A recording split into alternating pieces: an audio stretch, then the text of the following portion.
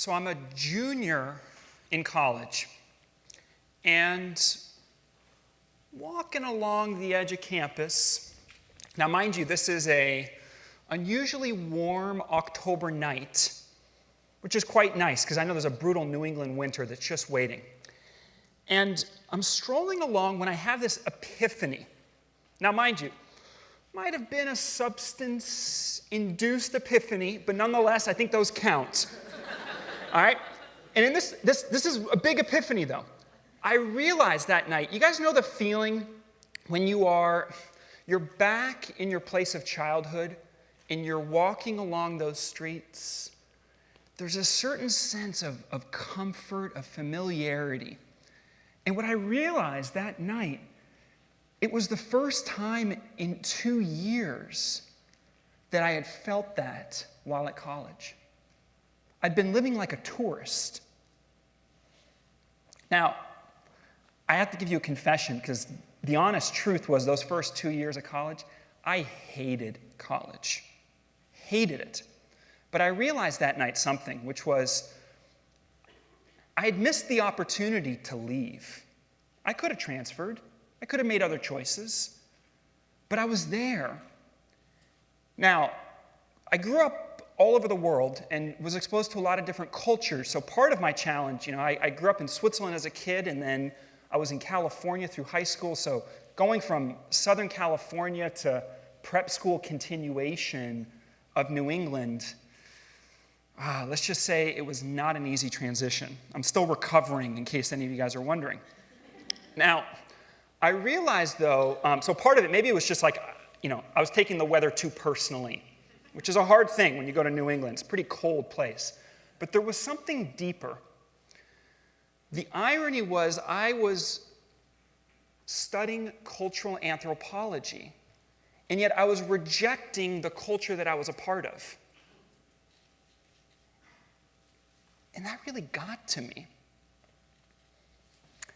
So something started there, and it was really an inquiry, really starting to think about, am I the victim of my story, or am I the master of my destiny? What do I want to do? Because we always have a choice, don't we, in every situation. And so when I graduated college, it was 1998, and it was the birth of the internet age. Now, this is back in the days we didn't have Google, we didn't have Facebook or Twitter. Right? .com was a novelty, but you could tell that things were going to get different really fast. And through a set of circumstances, I became a social entrepreneur. It's basically applying business principles to social change issues. And it was a total baptism by fire. Now, I had my share of early success in doing this, but I struggled because I felt like there was something that was missing from the conversation. A certain way that we talk about social change that felt kind of icky. Have any of you come across this? This way that we talk about, those people, they're so disenfranchised, those unfortunate poor folks. And there was something about that just didn't sit right with me. But honestly, I didn't have the language. I didn't know how to tell a different story, but I just knew that the current story for how we talked about social change, there had to be a bigger, better way to do this. So for me, it actually took pretty much a nervous breakdown and a physical breakdown after my first career as a social entrepreneur, and as those rising from the ashes, I became obsessed with this question. And this question was, how do you take anything that might be new or different, something that might challenge the status quo, something that might be disruptive to people's beliefs and the way they see the world, and how do you translate it into cultural acceptance? What's that process? I mean, interestingly enough, if you look at every entrepreneur, every innovator, every changemaker today, that's pretty much the question that everybody is trying to solve in some fashion or another, right? So for me, that was the riddle, and specifically around cultural transformation. How does this stuff work? And that's what set me off on the quest. So for the last 12 years, I've been exploring the process of transformational storytelling. And in the process, I've worked with hundreds of organizations, some of the biggest brands in the world, have taught thousands of change makers this process of connecting with your story and how do you tell a story that actually doesn't perpetuate the very thing that you're trying to change. Because there's all these ways we self-sabotage in the process of conveying our story. And I have to say, after 12 years, I honestly still feel like a beginner in all of this. But I'm going to share with you all just a few of the things that have me more excited than ever before about the power of storytelling and the theme that we've been exploring all through the day. So think of visionaries.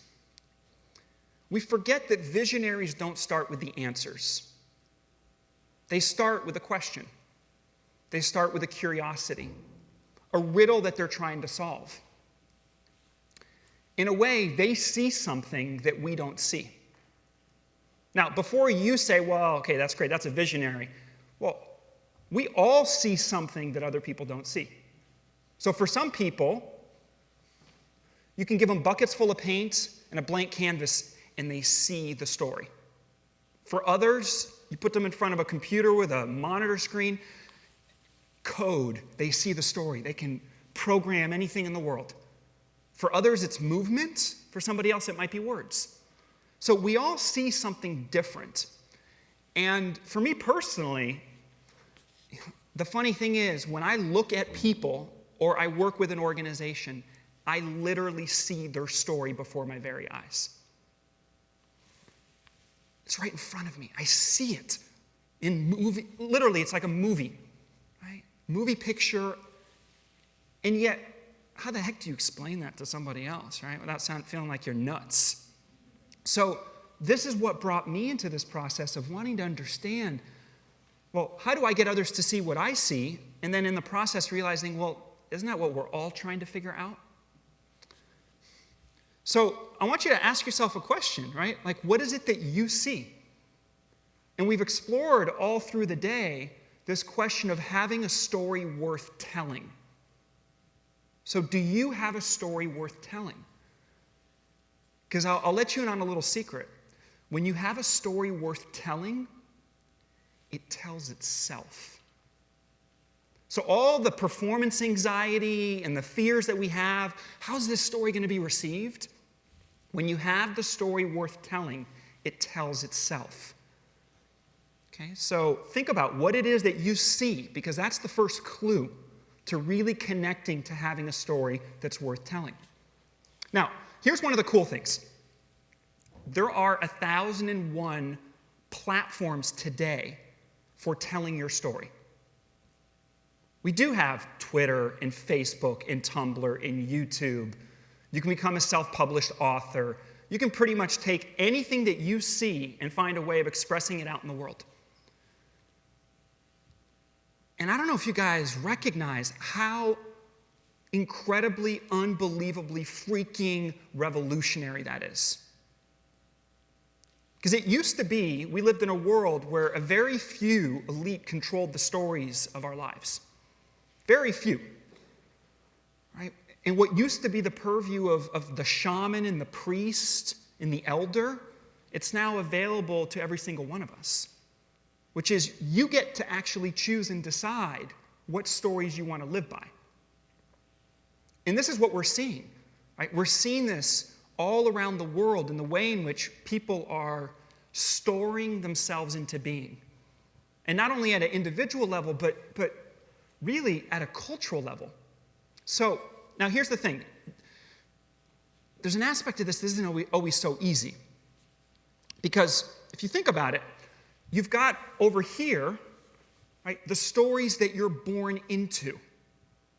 And those are the stories that you got from your family and from your religion, from your education, all right, from your culture, the media. These stories that basically say, hey, this is the way you need to be. This is the way the world works. And if you live outside of this box, you can step out of that box, but don't think you'll be coming back here anytime soon. Right? We've all lived with some version of that. And then over here, there's the stories that we choose to live, which is, who do we really want to be in life? Now, what's cool is over here, it used to be, now you don't have to live within 5 miles of where you were born. You don't need to take on the vocation of your father and grandfather or of your mother and grandmother.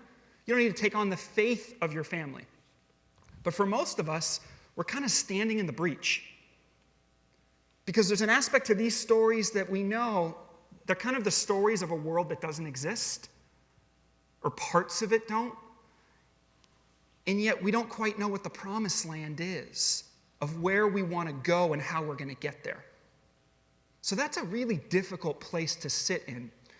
And so I want to share with you from that vantage point, like, what's the path forward? How do you navigate through that? And the first thing is quite simply to recognize that you can take ownership over your story. How do you do that? Well, you actually go back to this stuff over here and you explore it. Like we've heard all day, some beautiful, beautiful paths of self-inquiry, right? The projects from Will and Brennan and Andrew and Felicia and so many others who saw that they were curious about something. And it often had some kind of a personal connection for them. Or if it didn't at first, they sort of in the process actually discovered that it did. So looking at the stories of where you were born and who your parents were, what you've studied in life, they actually give you a lot of clues. And we're going to come back to those clues in a minute. So the first piece is own your story. The second piece is actually start using one of the 1,001 platforms out there for telling your story. And I'm not talking about, oh my God, I had such a cool weekend at the frat party, check me out doing a keg stand. Like, it's all good. Like, that's part of what we put on Facebook, and it's how we express ourselves. But there's more. And so every tweet, every Facebook post, however you're expressing yourself out in social media, you are storing yourself into being. So what's the story that you're telling? Right? And to be conscious of that, to be thinking about that. Now, what's also really cool is if you actually find something that you're curious about, you can start, the most important thing of this, quite simply, is start to map and document and catalog some aspect of your life. Some aspect. It could be some really weird esoteric hobby.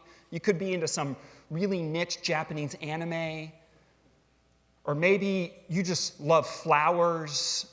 Or you like to travel around and you're big into jam bands. I don't care what it is. Get your geek on. Seriously. Because in the process of exploring even some little thread, you're going to develop this appreciation for what turns you on. And that process of articulating your story, I did this myself back in 2009. About midway through this arc of the last 12 years, I went through a divorce, lost everything. I was broke. It was a really terrible, hard time. And in 90 days, I self-published my first book, from the first word on paper to having it for sale on Amazon. Now, I don't share that with you to brag. It's a reflection of the kind of age that we're in right now, that you can share your story with the world for pennies on the dollar. Now, it did cost me a couple things. It cost me about 15 pounds.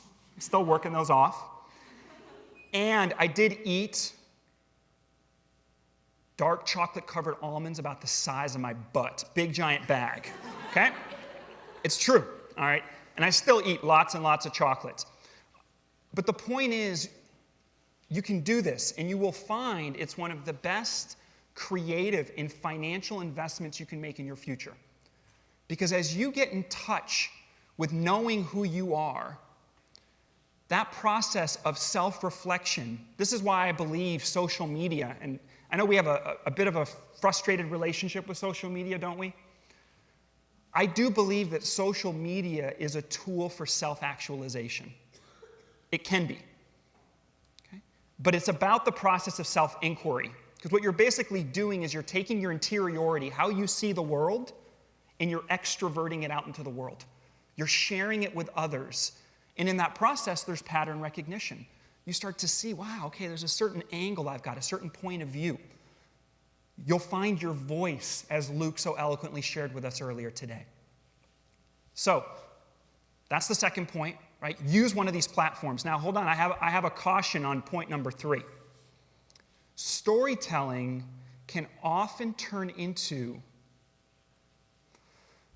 an exercise in ego masturbation.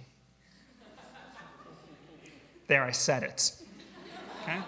No, seriously, it's like crack cocaine for the ego. Okay? Because we have this platform, it's like, oh my God, look at me. Yeah, I mean, it's intoxicating. Damn right, I'm somebody. Woo!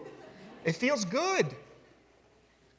But we also all know when you look at social media, and I'm not saying anybody here in the room does this, but we have friends on social media that maybe sometimes go a little too far with their oversharing and their humble brags. Just saying. Okay? So, what do you do with that? What you have to look at is, well, we have to appreciate the following, which is, we're all not only looking to get others to see what we see, but we want to be seen and recognized and validated. And that's an understandable fact, right? So what you want to look at is when you go back to this stuff over here, which, by the way, you've been running from. You're like, oh, man, right? Whoever our parents are, we're usually running in the opposite direction. It's just how life is. And as we get older, we realize, oh, you know what? There actually was something over here. Maybe I should go back and reclaim some of this. So I guess what I'm kind of trying to get at here is just as you're telling your story to the world, you don't have to be a jerk about it. And what I mean by not being a jerk about it is we can get so excited about our story that we then push it on others. And that actually becomes something that repels more than it attracts. And this is what I saw back when I was a social entrepreneur, the story that we were telling, right, about those less, disenfranchised, those less fortunate. It actually repelled more than it attracted.